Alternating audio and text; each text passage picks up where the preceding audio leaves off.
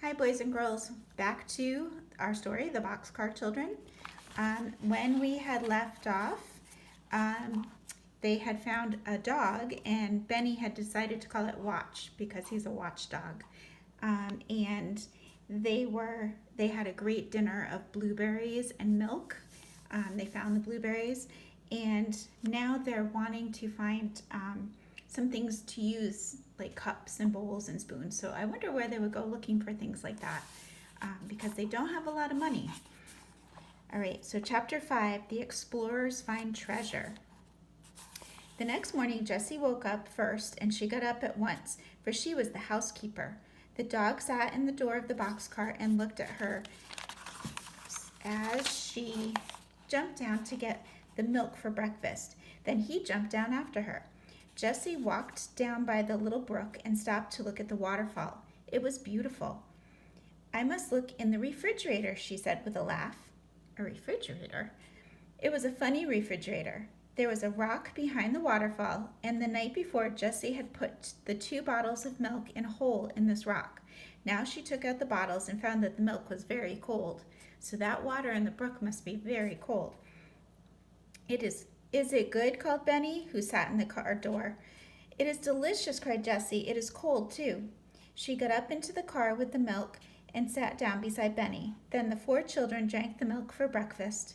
Henry said, "Today I'll go to town and try to get some work to do. I can cut grass or work in a garden or something." So knowing that about him, Henry must be a little bit older, maybe a teenager, where he can do work for other people. Then we'll have something besides milk for breakfast. He washed his hands and face and started out. "I'm so glad you have a dog, Jessie," he said. "Goodbye, I'll be back at noon." The children looked after Henry, and then they looked at Jessie. "What are we going to do now, Jessie?" Benny asked his sister. "Well, Benny," answered Jessie, "we'll go exploring and look for treasures. We'll begin here at the car and look until we find a dump." "What's a dump?" asked Benny. "Oh, Benny," said Violet, "you know what a dump is. Old tin cans and old dishes and bottles." "And old tin cans and dishes are tin cans and dishes treasures?" Benny wanted to know. Now I know in Killingly you do have a dump that you go to. So this is a place where all the people in the town take their garbage and dump it, which is why it's called a dump. "There will be treasures for us," answered Jessie, laughing. "And wheels?" asked Benny again. "Will there be any wheels on the dump?" "Yes, maybe," replied Jessie. "But cups, Benny, and plates and maybe spoons. You like to drink milk out of a cup." "Oh, yes," agreed Benny politely, but anyone could see that his mind was still on wheels. I wonder what he wants wheels for. The explorers started walking down the old rusty tracks, with Watch hopping along on 3 legs. The other paw, still tied up with Jessie's handkerchief, was held off the ground, but the dog looked very happy. He liked these kind children. They all walked along through the woods, looking this way and that. After a while, the old track came out into the sun, and the explorers found that they were on top of a hill. They could look down and see the town below them. "Henry is down there," said Jessie. Benny was walking along behind his 2 sisters. Suddenly he cried happily, "Look, Jessie, there's a treasure, a wheel." The girls looked where he was pointing, and they saw a big dump with many old bottles and tin cans on it. There were also both wheels and cups. Indeed, there were dishes of all kinds. "Oh, Benny," cried Jessie, "you saw the treasure first. What should we do without you?" Oh my goodness, look at them on the dump with all the trash. Would you go to a dump and dig through the trash? Violet ran over to the dump. "Here's a white pitcher, Jessie," she cried. Jessie looked at it. It was all right, with only one small crack. "Here's a big white cup, too," she said happily. "Can you use a teapot, Jessie?" asked Benny. "Yes, indeed," she replied. "We can put water in it. I have found 2 cups and a bowl. Let's look for spoons, too."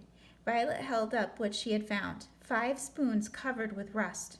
"Good," said Jessie. "Here's a big kettle. Let's pile all the dishes in it. Then we can carry them back to the boxcar." Benny had found 4 wheels just alike and laid them to one side. Now he held up a pink cup. There was a big crack in it, but it had a handle. "This will be my pink cup," said Benny. Do you see him holding it up? "I hope it will hold milk," said Jessie, laughing. "It's a beautiful cup, Benny." The children laid out all their treasures, even the wheels, on a board, and the girls carried the board back to the boxcar between them. They put the dishes down by the brook. "Now we must wash them," said Jessie. "All right," agreed Benny. "We'll wash my pink cup." And never did a little boy hand dishes so carefully to his sisters as Benny did. The girls washed the dishes with soap, and Jessie used sand to get the rust off the spoons. "There," she said, washing the last shining spoon. How fine they look. But I'm afraid they still aren't clean enough to eat from. When Henry comes, we'll get him to build a fire. Then we can have hot water to rinse them, and they will be very clean." The children sat back and admired the dishes. Suddenly Violet cried, "Oh, I know where to put them. Come and see what I found in the car last night." Both girls looked in at the door. "Look at the door on the other side of the car," said Violet.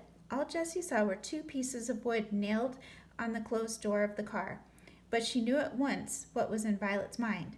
She ran to get the board they had carried from the dump and laid it carefully across the 2 pieces of wood. It made a fine shelf for the dishes. "There," said Jessie.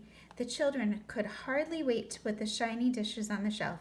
"Let's put them on now," said Violet, "and see how they look, without waiting to rinse them." When they were on the shelf, Violet picked some white and yellow flowers and put them in a cup full of water in the middle of the shelf. "There," said Jessie, stepping back to look at it. You said there 3 times, remarked Benny happily. "So I did," replied Jessie, laughing, "and I'm going to say it again." She pointed into the woods and said, "There." Henry was coming through the woods, and he carried many funny-looking bundles in his arms. But he would not open his bundles or tell what he had been doing until it was time for dinner. "Where did you get the dishes?" he cried when he saw the shelf. "We went exploring," said Violet, "and found a big dump." The children began telling him about their treasures. Benny told him about the tin cans and his pink cup and his wheels. Jessie took out the big kettle and asked him about building a fire. "We want to use the dishes to eat from," she told him, "and it's hard to get them clean in cold water." So Henry made a small fire in an open place where it would not burn anything. He put big stones all around it. "We ought to have a fireplace," he remarked. Jessie cleaned the kettle with sand and filled it with water. Then Henry put it on the fire. Soon the water was boiling, and Jessie rinsed the dishes carefully. "Now I know they're clean enough to eat from," she said happily. All right, that's the end of that chapter. So for our next chapter, we will read chapter 6, A Queer Noise in the Night. And that means a funny noise, a strange noise. So I'm wondering what they're going to hear in the night. So you'll have to wait till next time.